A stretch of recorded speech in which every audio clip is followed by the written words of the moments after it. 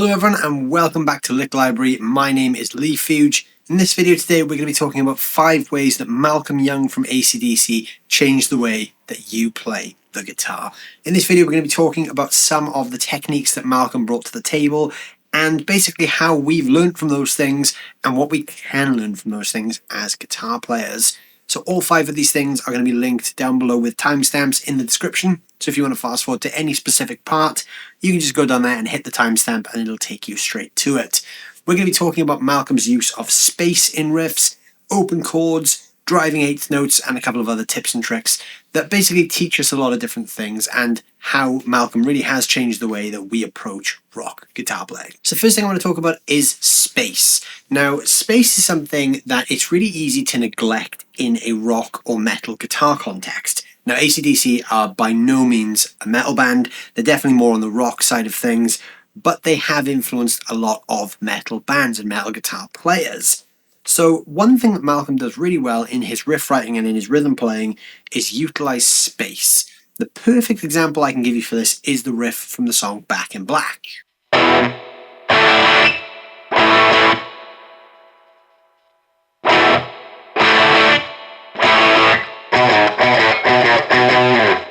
Now that space is great because what that space allows you to do is either have that kind of overhang where there's maybe a slight bit of tension there, or it creates space for something else like a lead guitar lick, which is what was missing from that, or perhaps a vocal line. Now what we typically hear when we hear this entire song is we hear Angus Young's little lead lick in there, so what you will hear is this.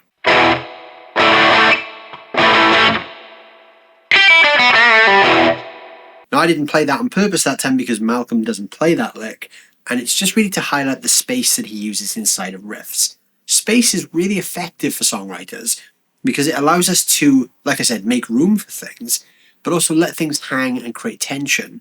So if we fill those gaps with some other notes, the riff's going to have a slightly different impact.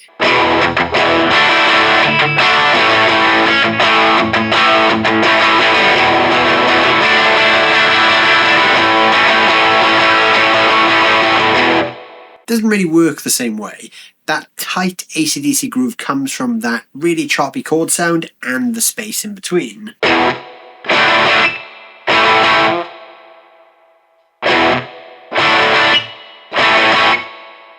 And you'll notice as I'm playing those chords, I'm cutting them dead as well. There's no overhang, so I'm not going... I'm going... So the chords are played and then they're cut short. Space is something great to try and bring into your own guitar playing, and it's definitely something that Malcolm Young was a big user of. Malcolm Young also taught us that open chords are great for rock music. Now, when we think of any classic AC/DC riff, yes, they use power chords, but a lot of the time we've got these big, ringing, open chords. Great example of that, and also a riff that utilizes some space, is Highway to Hell.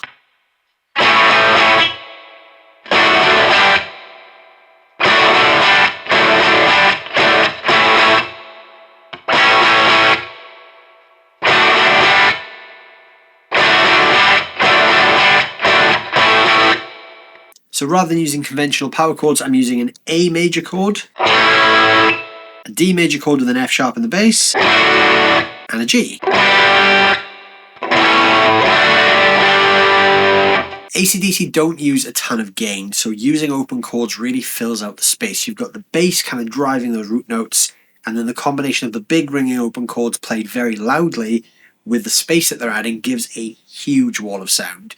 You should try using open chords when you're writing rock music, because sometimes a power chord is great and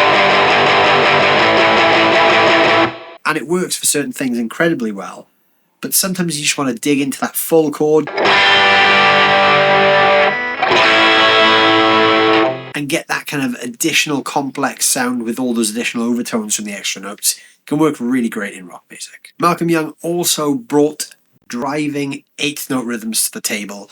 This is something that was used a lot in 80s metal where you always have like a driving pulse in the music. It was also something that you see a lot in punk music where you've just got this constant driving pulse. Now, like I said, AC/DC were known for space in riffs, but they were also known for these driving rock riffs. A great example of this is the riff from the track Shoot to Thrill.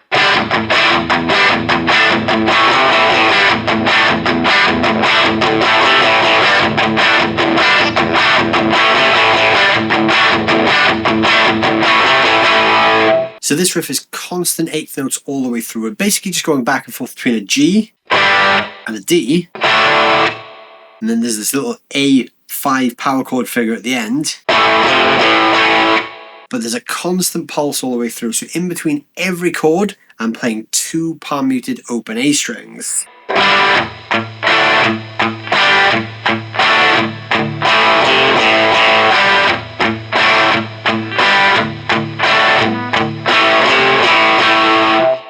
That consistent eighth note pulse really pushes that riff forward, and it actually makes the riff sound a lot faster than it really is. Another thing that Malcolm Young really taught us was that you can play tight but still have swing.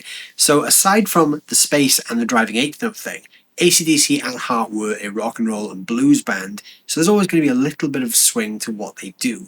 A great riff to show this off is the riff from the track It's a Long Way to the Top. This is very, very tight, but at the same time is actually slightly ahead of the beat, so it's got a good swing to it.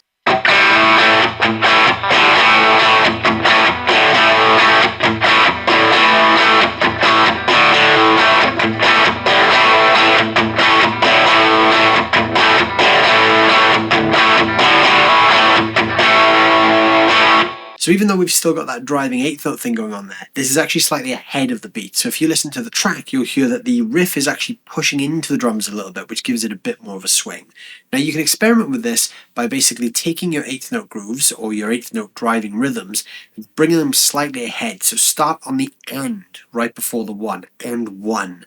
This will give it a completely different feel, slightly more swung because it's a bit more of a blues thing, it's a bit more loose and ahead of the beat, but it gives it a completely different flavour. And the fifth and final way that Malcolm Young changed the way we play guitar is simplicity.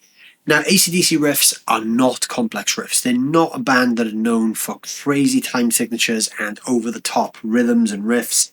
It's all simple, straight to the point. Whichever AC/DC riff you choose to learn, it's going to be pretty simple.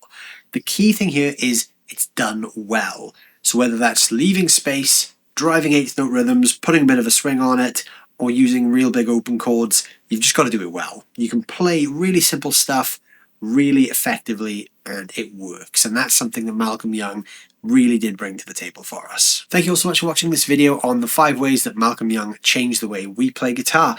If there are any additional ways you think I've missed out, throw them down below in the comments. We'd love to hear which ways you think Malcolm has also changed the way we play guitar. Don't forget to subscribe to the Licklibrary YouTube channel for more videos just like this. If you're looking to take your playing to that next level, head over to licklibrary.com. There's a huge lesson library over there which will take you from really basic stuff right through to album breakdowns, song breakdowns, and beyond. There's also a ton more free lessons on the YouTube channel as well, so like I said, don't forget to hit that subscribe button. Thank you guys so much for watching as always, and I'll see you very soon. Thanks for watching.